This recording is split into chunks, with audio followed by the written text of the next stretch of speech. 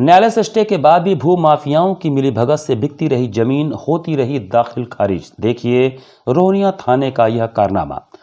वाराणसी के रोहनिया थाना क्षेत्र के अमरा अखरी चक में इन दिनों एक जमीन का विवाद चर्चा का विषय बना हुआ है।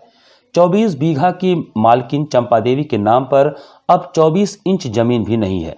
भू माफियाओं ने वृद्धा के छोटे दामाद को जेल भिजवाकर दामाद के जमानत के नाम पर अंगूठा लगवाकर चंपा देवी से 24 बीघा जमीन हड़प ली और जब दामाद जमानत पर बाहर आया तो देखा कि उसकी सास से भू माफियाओं ने 24 बीघा जमीन हड़प ली थी।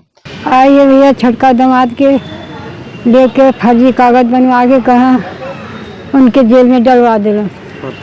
उसके बाद जब घरे आए हमके लिए आके गर्दन सब लोग मिल के कागज पत्तर आगे से करवा के कुछ जमीन हमारे लिखवा ले। कौन लोग थे वो? अब भैया हम पढ़ले लिखले नहीं रहे साहब। वो के रहल जे जमीन हड़प ले चिन्हले नहीं रहे हम। चिन्हले ना हो नहीं। का के लाए थे? हैं? क्या के लाए थे? कहा चला तेरे दामाद के छुड़वा दे, जेल से छूट गई।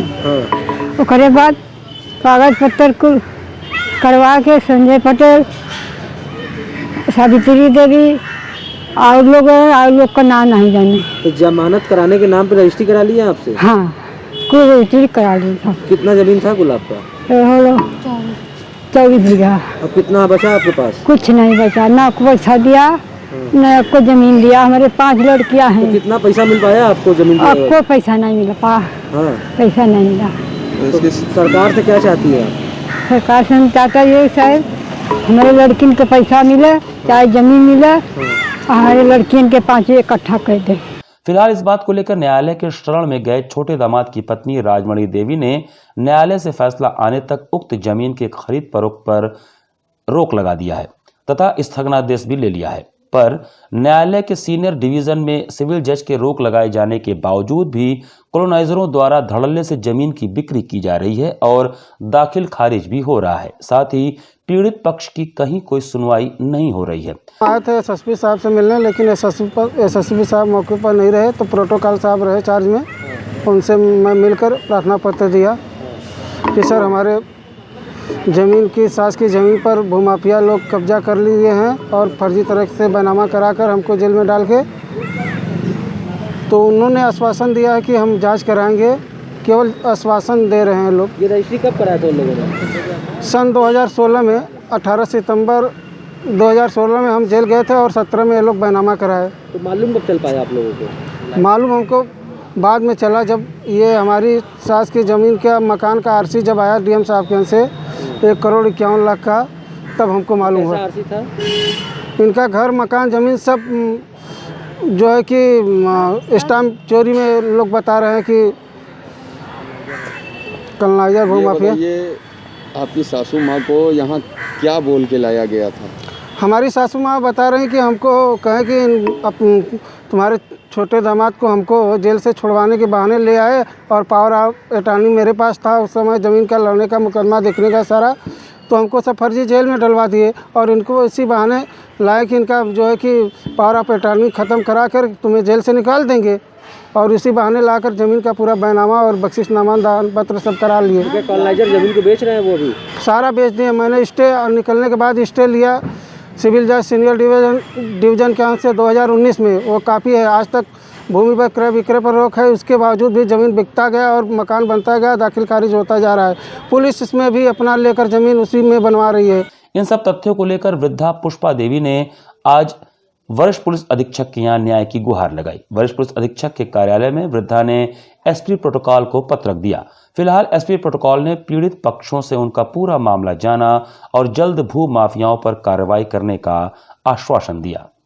चंपा देवी हमारी क्लाइंट हैं। उनका मामला ये है कि वो एक अनपढ़ महिला हैं और गांव की महिला हैं और कोई बात नहीं, और उनका पति की मृत्यु के बाद उनकी प्रॉपर्टी उनको विरासत में ट्रांसफ़र होकर आई और कुछ भू माफिया मिल के उन्होंने उनकी ज़मीन को टैप किया, उनके दामाद को जेल भिजवा दिया।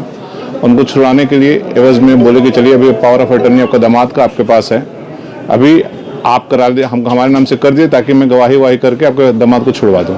ये लोग केवल कचहरी ले गए, और बाकायदा साजिश करके उसमें जितने भी लोग हैं गैंग के सरगना और जितने लोग भी सब मिल के बाकायदा साजिश करके उनकी प्रॉपर्टी को पावर ऑफ अटर्नी के नाम पे अपने नाम से रजिस्ट्री करा लिया। और उस रजिस्ट्री में उन्होंने 80 लाख रुपए दिखाया कि हमने पैसा दिया है। 1 रुपया किसी भी खाते में उनके पैसा नहीं गया, न उनको मिला, न उनको पता ही था कि हम रजिस्ट्री कर रहे हैं, ये भी उनको जानकारी नहीं थी।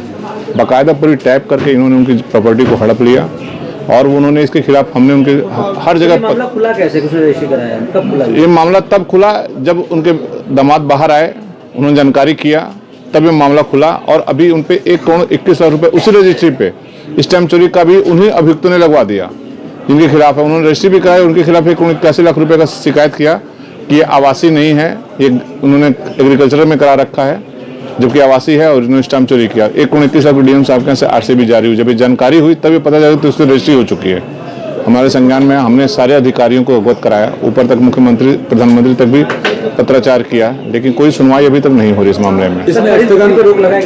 नहीं, आपत्ति पे इनकी रजिस्ट्री पे रोक लगाई। जिनके दामाद हैं, जब ये बाहर आए, जब उनको जानकारी हुई तो उन्होंने मुकदमा दायर करने पर उस पर स्थगन आदेश भी प्राप्त है। बावजूद ये लोग बेचे जा रहे हैं। 2 पन्ने के जो वो था इनका दाखिल खारिज का जो था वो इस समय 32-35 पन्ने पे हो गया, यानी कि प्रॉपर्टी बहुत सारे तरीके से दम बेचे जा रहे हैं। भूपेश सर, आज एसएसपी ऑफिस जाना हुआ जी, किस तरह का एप्लीकेशन? एसएसपी साहब गए, एसएसपी साहब के अधिकारी में बैठे थे, उनको बताया गया कि इस तरीके से महिला के साथ हुआ, तो उन्होंने भी बोला कि ठीक है अभी कार्रवाई कराते हैं, स्पष्ट किया, लेकिन उनको जवाब से लगा नहीं कि वो बहुत प्रभावी कार्रवाई करवाने वाले हैं। इसके बाद कोर्ट का क्या रास्ता बचता है? कोर्ट का रास्ता बचता है कि उनको बैनामा उनका कैंसिलेशन किया जाए, इनके खिलाफ आपराधिक मुकदमे लगाया जाए, 156 दाखिल किया जाए। अगर पुलिस नहीं सुनती है तो 156 के थ्रू जाकर इनके खिलाफ कार्रवाई की जाए। नहीं, इसमें तो बेशक हुआ है, क्योंकि इसमें जब स्थगन आदेश ओपनली स्थगन आदेश के बावजूद इसके ये लोग बेचे जा रहे हैं और इसकी जानकारी हर सक्षम अधिकारी को दी जा रही है, उसके बावजूद भी अगर रजिस्ट्रार को भी दिया गया, इसके बावजूद भी अगर रजिस्ट्री हो रही है तो कहीं ना कहीं इसमें खेल है। जो भूमाफिया पूरी तरह से सक्रिय है और इसमें कंटेम्प्ट ऑफ कोर्ट बनता ही बनता है। जो रजिस्ट्री कराया कि उसका रजिस्ट्री कैंसिल हो रही है, स्थिति बन सकती है? हाँ, क्यों नहीं, अगर मेन रजिस्ट्री कैंसिल हो जाएगी जिसपे इन्होंने 80 लाख रुपए में करा रखी है, अगर वो कैंसिल हुई तो सारी रजिस्ट्री अपने आप ही स्वतः ही कैंसिल माने जाएंगे। न्यायालय में भी इस बात की शिकायत करेंगे? न्यायालय में भी इस बात की शिकायत है, इनके खिलाफ वो हम बैनामा कैंसिलेशन का सूट लगता है वो दाखिल हो रहा है और बहुत जल्द ही उस पर प्रभावी कार्रवाई भी होगी।